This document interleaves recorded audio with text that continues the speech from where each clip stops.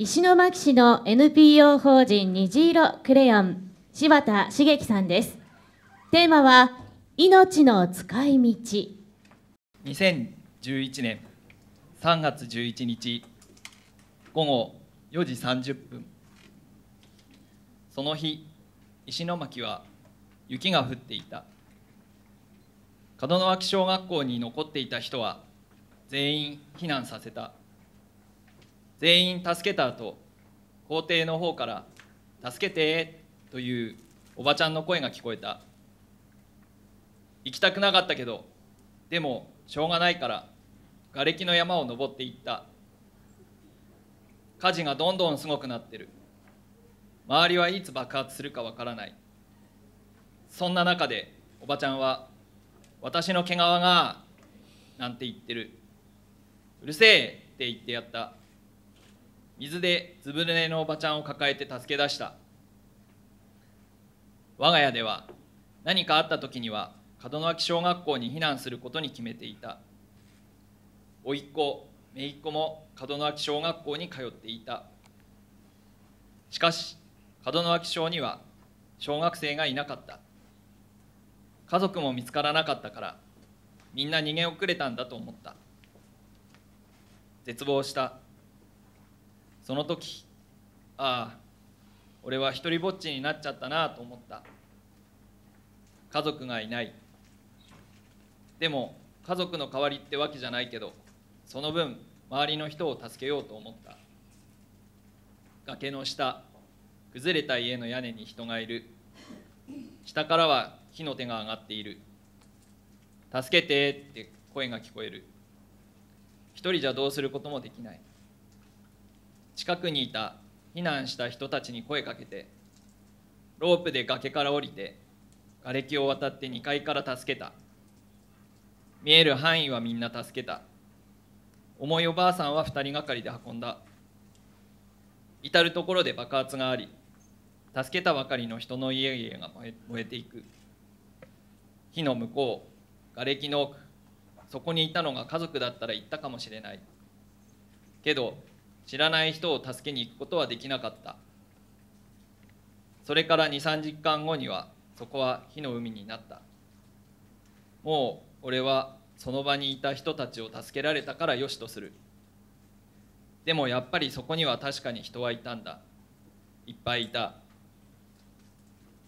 これは2011年3月11日の私の体験談です。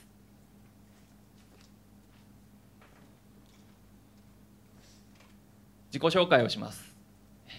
私は柴田茂樹と言います。宮城県石巻市で生まれ育ちました。東京の大学で油絵を専攻して、こんなような油絵を描いていました。故郷の石巻で画家として活動をしておりました。同時にお絵描き教室の運営や剣道の指導をしていました。東日本大震災後は被災した子どものためのケア活動を行う NPO 法人虹色クレヨンを立ち上げ、代表を務めております。続いて避難所でのお話です。震災から1週間、町に残った津波の水が少し減って歩ける距離が増えた頃、スケッチしに町に出たが、描いてる途中で吐き気がしてくる。ちょっと今は描く気になれないなと。そんでね、そこからこの残った命を使って何しようって考えた。絵も描けない俺が何ができるんだろう。俺は一体何ができるのか。避難所では10歳の女の子と6歳の男の子の兄弟が目の前にいて、我慢して我慢して避難所暮らしを続けている。この子たちに何かしてあげたい。発散できる場を作ってあげたい。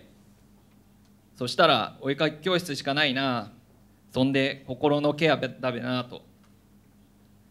その頃にやっと携帯が復活して、東京の友人にこの教室の運営協力と物資を送ってくれって話をしたんだ。避難所のリーダーたちの会議があって、そこで子どものケアを提案したんだ。そしたらリーダーの一人が「いいね」と言ってくれた。そんでとにかくやってみることにした。避難所の近くの無事だった家を回ってペンとかクレヨンとか紙とかくださいって。本当はお絵かき教室に通ってた子供を見てあげたい。でも今はできない。俺に今できるのは避難所の子供たちにやってあげることだけ。そのうち新聞が届くようになった。そこに安否情報が載るんだよ。お絵かき教室の子供が2人亡くなっていた。行方不明が1人いた。今も連絡のつかない子がたくさんいる。悲しい、悲しすぎる。剣道の仲間も亡くなった。逆に人づてに俺が生きてるのを聞いてなんとか俺に連絡取ってくれようとしてる子供もいた。だからね、今一緒に生き残った人たち、避難した人たちも含めた今生きてるみんなのために生きようって思いました。今生きてる人のために残った命を使おう。このようにして私は石巻高校の避難所で子どもたちの支援をする活動を始めました。電気も遊び道具もない中で子どもたちと歌ったり紙飛行機をしたり鬼ごっこをしたりしました。このように絵を描いたりもしました。またこの活動を継続して行うために NPO 法人虹色クレヨンを立ち上げました。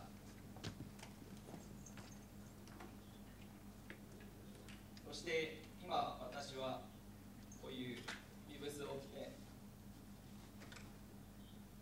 活動しています。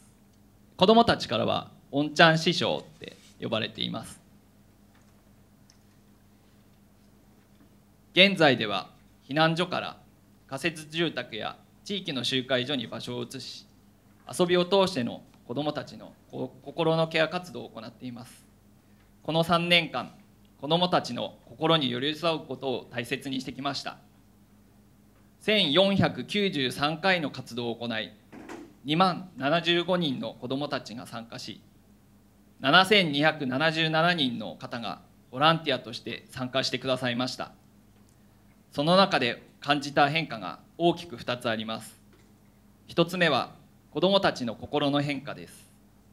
震災直後、子どもたちは心が荒れていて、このような暗い色での表現しかできなくなっていました。3年経過した今は、こんな風に明るい色で楽しみながら表現できるようになってきています。2つ目は大人の方の変化です。活動を始めた当初、批判的だった大人の方がたくさんおられましたが、今はこのように皆さんが協力してくださっていい雰囲気でできているようになっています。最後に、私は被災から10年間子どもたちの活動を続けていきます。